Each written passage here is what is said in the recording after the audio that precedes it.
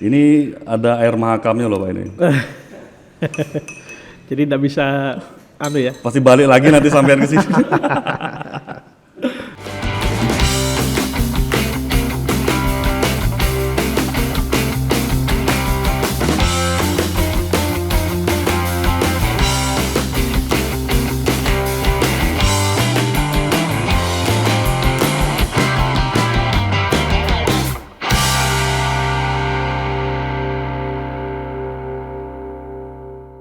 Jumpa lagi di sesi kedua di Nostal Talk Pak Agus.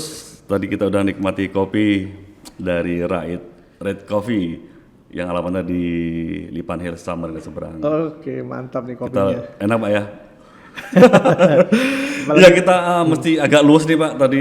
Aduh, mungkin karena... Ya karena bicaranya sanksi. Iya, bener ya. Kita belum memperdalam ke manfaat. Iya, kalau bicaranya sanksi kadang-kadang terbawa juga. Oke Pak, menarik tadi di sesi pertama kita juga udah bicara soal hak dan kewajiban Pak ya. Hak diterima oleh pekerja, kemudian kewajiban oleh pemberi kerja.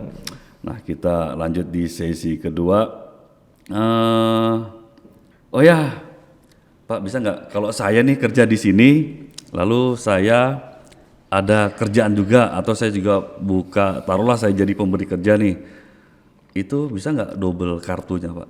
Iya, jadi kami ini jelas ya memberikan perlindungan saat dia bekerja. Iya. Lah, banyak dari kita ini sebenarnya memiliki pekerjaan karena kondisi kita baik secara pribadi ataupun secara umum tidak cukup biasanya di satu profesi seperti itu, dan kami berpikir bahwa ruang lingkup kecelakaan kerja dulu deh. Yang bersangkutan kerja di sektor formal, misalkan di PTA begitu.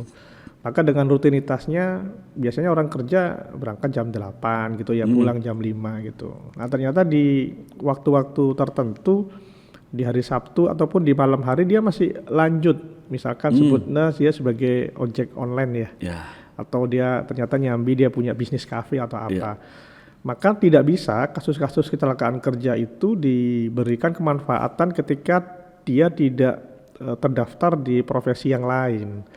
Jadi misalkan ketika pulang dari kerjanya di PTA, dia nyambi sebagai ojek online, kemudian terjadi risiko kecelakaan, maka kami tidak bisa memberikan perlindungan yang bersangkutan pada risiko kerja pada ojek online tersebut. Di luar bidangnya Pak yang gitu ya. Nah, bagaimana solusinya? Ya solusinya daftar bisa double, jadi dia bisa mendaftar di kami di sektor formal yang didaftarkan oleh pemberi kerjanya, kemudian dia juga bisa mendaftar lagi di sektor informal sebagai bisnis online atau segala macam apapun itu. Nah itu menjadi jawaban ya, jadi bisa dan malah harus dia terlindungin selama yang bersangkutan memang benar-benar aktivitasnya bekerja baik secara formal ataupun informal. Lah bagaimana ketika yang bersangkutan ternyata atas keahliannya itu bekerjanya tidak full, sebetulnya 8 jam gitu. Dia dan itu banyak kondisi itu di kita, dia aktif di 3 perusahaan yang sama gitu. Misalkan konsultan di PTA, PTB dan PTC begitu. Maka yang bersangkutan juga wajib di 3 tempat tersebut didaftarkan oleh masing-masing pemberi kerja dan bisa double kepesertaannya juga, jaminannya juga menjadi double. Jadi kalau diikutkan program lengkap, tabungan hari tuanya rasanya dia punya 3 tabungan hari tua kan. Iya sesuai. Dan begitu juga ketika risiko mohon maaf ya meninggal dunia pun, maka BPJS Ketenagakerjaan juga wajib membayarkan di 3 kepesertaan aktif tersebut. Bedanya hanya di kecelakaan kerja kami tidak bisa membayarkan double karena kecelakaannya tidak mungkin di 3 tempat itu. Nah kecelakaannya misalkan kecelakaannya waktu menjalankan aktivitas di PTB, ya maka yang berlaku adalah kepesertaan di PTB tersebut. Siapa tahu dia bisa membelah diri Pak jadi 3 kayak Naruto gitu. Artinya bisa, poinnya adalah bisa Pak ya. Bisa. Sesuai dari perusahaan di mana dia bekerja. Iya, dan ini juga menjadi pesan kepada pemberi kerja. Iya. Jangan melihat bahwa yang bersangkutan itu dia tahu bahwa dia bekerja di PT A dan karena sekarang bekerja di PT B dia nggak daftarkan. Karena kan sudah dilindungi PT A. Oh tidak. Iya. Karena ketika terjadi risiko di PT B Tidak bisa menanggung dia nggak bisa menanggung gitu Benar. kalau nggak didaftarkan. Nah ini informasi menarik nih untuk para pekerja maupun para pemberi kerja Pak ya. Iya. Ya kita juga barusan tadi baru tahu juga bahwa bisa ternyata lebih dari satu sesuai dengan Betul. tempat dia bekerja. Tapi dengan catatan kalau meninggal semua klaim, semua kartu bisa keluar. Iya. Kecuali yang kecelakaan kerja Pak ya. Sesuai dengan sesuai, lokasi ya. ketika dia terjadi risiko kecelakaan kerja. Kalau dari pemberi kerja itu Pak bulanan ya setoran atau dipotong debit atau gimana? Iya betul. Ini kami juga sekarang kalau sudah seperti itu berarti materinya pada materi kewajiban. Kewajiban, oke. Jadi tadi banyak hak yang saya sudah sampaikan. Yeah. Sekarang saya ingin sampaikan di kewajiban. Ya. Banyak sekali beberapa pemberi kerja itu yang kami sampaikan itu beralasan tidak bisa belum mendaftarkan karyawannya karena satu alasannya yang bersama belum melaporkan gaji UMK misalkan seperti itu. Yang kedua ternyata status karyawannya bukan lagi kontrak tapi harian. Jadi keluar masuk bisa sewaktu-waktu. Nah sebenarnya dua solusi ini telah ada di BPJS Tenagakerjaan. Yang pertama bahwa dengan UMK sekarang ini kurang lebih hanya di angka minimal 18.000 rupiah saja per bulan bagi sektor di klasifikasi golongan jasa itu sudah bisa mendapatkan perlindungan pada kecelakaan kerja dan kematian di sektor formal. Bagaimana dengan di sektor informal? Iurannya hanya 16.800 saja. Nah, saya pikir juga per bulan ya. Secangkir kopi sama lah gitu loh. Jadi dengan sama-sama ngopi, jangan lupa ikut bayar untuk perlindungan di sektor informalnya seperti itu. Nah, iuran itu konsep di kami memang kewajibannya dibayarnya setiap bulan. Nah, apa sih tujuannya? Ya tadi, bagaimana ketika perusahaan pada turnover level yang sangat tinggi, maka misalkan hari ini dia mempekerjakan 300 orang, maka kewajiban hari ini dia harus membayarkan 300 orang tersebut. Di bulan depan ternyata terjadi mutasi sehingga 20 orangnya resign. Maka dia hanya membayarkan 280 saja. Nah ini menjadi jawaban bagi perusahaan di luar sana bahwa tidak lagi beralasan karena karyawannya hanya kerja 2 minggu, 3 minggu. Kita tidak tahu bahwa kerja 2 minggu apakah tidak terjadi risiko. Nah ketika terjadi risiko maka siapa yang harus menanggung? Nah, makanya daftarkan saja seluruh karyawannya dan bulan depan ketika ada yang resign ya tinggal dikeluarkan. Nah, bagaimana ketika untuk khusus perlindungan yang informal dengan kesibukannya kami memberikan opsi bisa membayar 30 hari ke depan, 1 bulan atau 3 bulan, 6 bulan bahkan sampai setahun ke depan kita bisa memfasilitasi. Jadi iuran kalau setahun itu total 201.000 sekian lah. Saya pikir dengan sekali bayar 200.000 dia maka akan mendapatkan perlindungan selama 1 tahun ke depan. Nah, saya pikir juga bukan angka yang cukup tinggi ya, gitu loh. Dengan 200.000 dia akan dilindungi di program kecelakaan kerja dan kematian.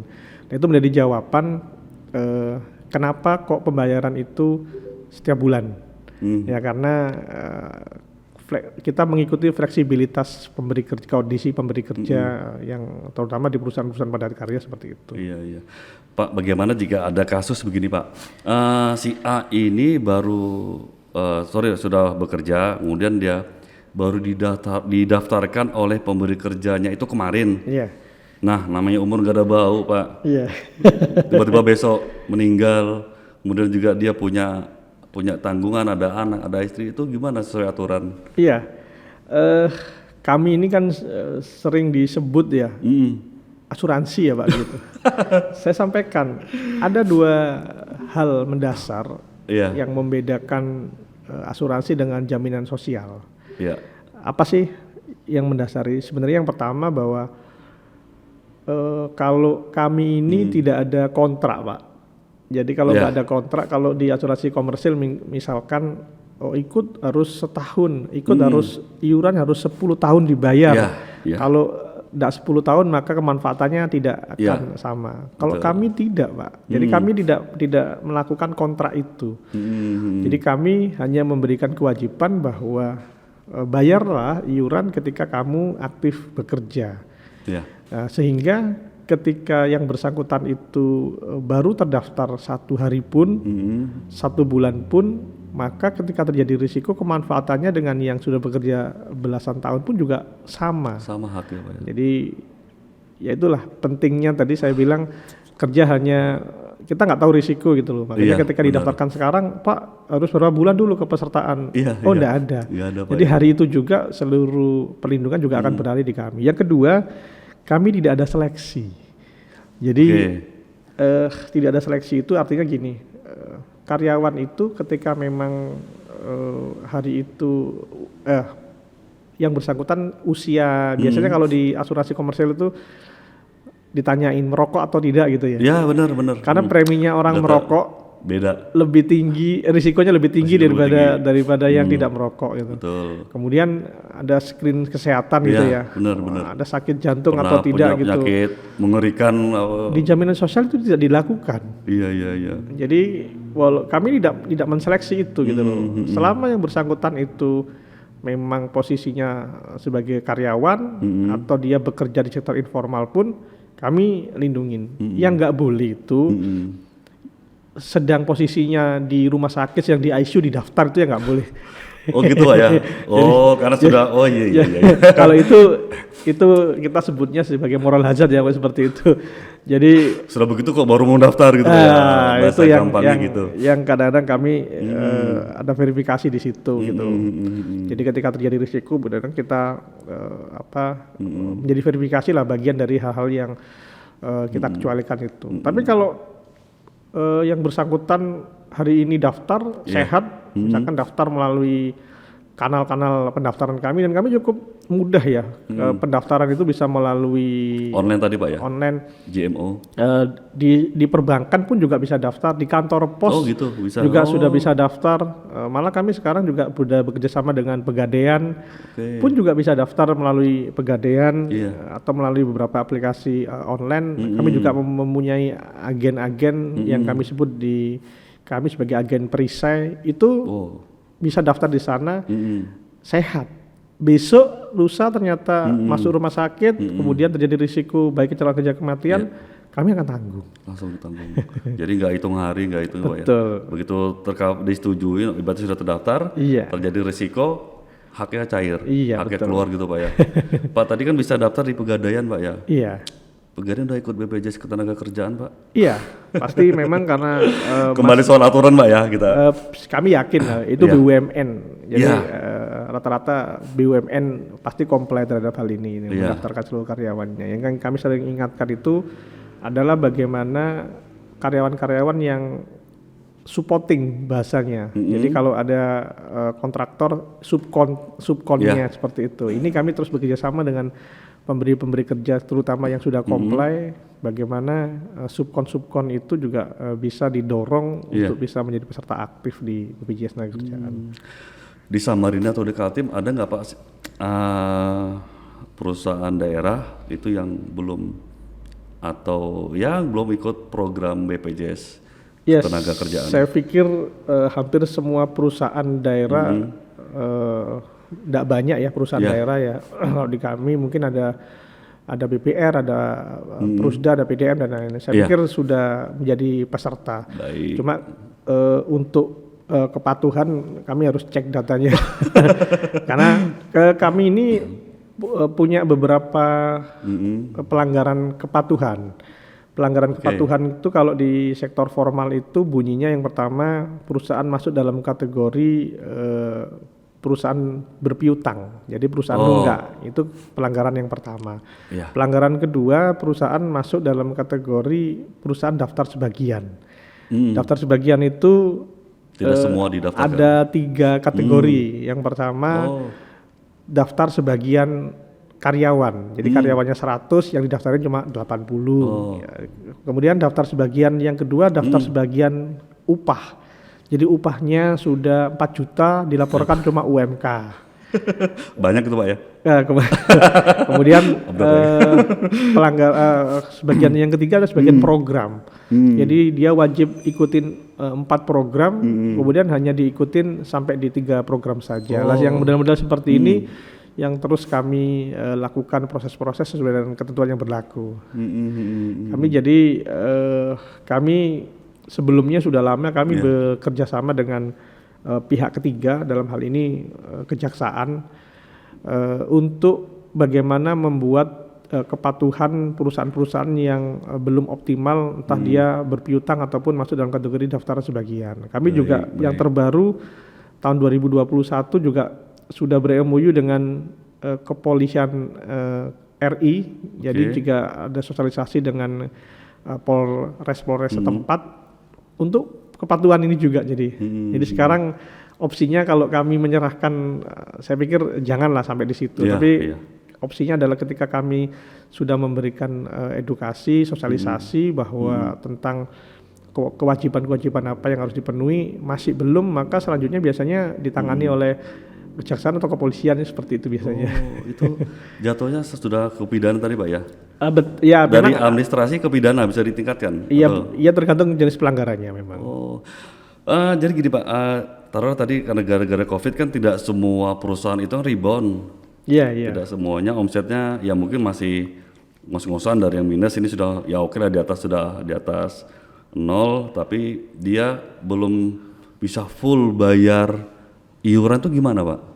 Ya, kalau masalah COVID sendiri sebenarnya sudah ada peraturan menteri berkaitan dengan itu. Kami juga ada relaksasi saat relaksasi itu. Namanya Pak ya.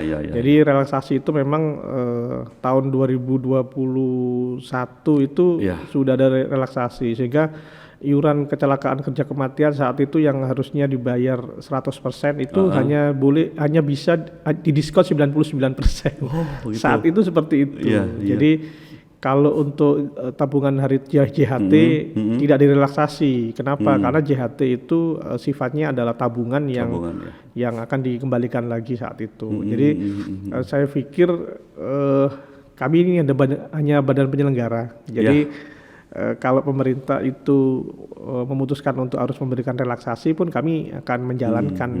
Jadi tunduk dan patuh Pak. Iya, jadi di awal saya sampaikan bahwa bagaimana ini program ini memang diciptakan oleh negara supaya ada standar standar yang layak bagi pekerja-pekerja di Indonesia. Saya izin Mas tadi kita belum dalam ya, jadi masuk dalam materi program sebenarnya. Jadi tadi saya ngikutin alur apa yang didiskusikan nih. Tapi mohon maaf Pak, sebelum kita ke program Pak, kita jeda lagi Pak. Oke. Sayang kopi nanti dingin. Kita jumpa lagi Pak di sesi selanjutnya. Baik.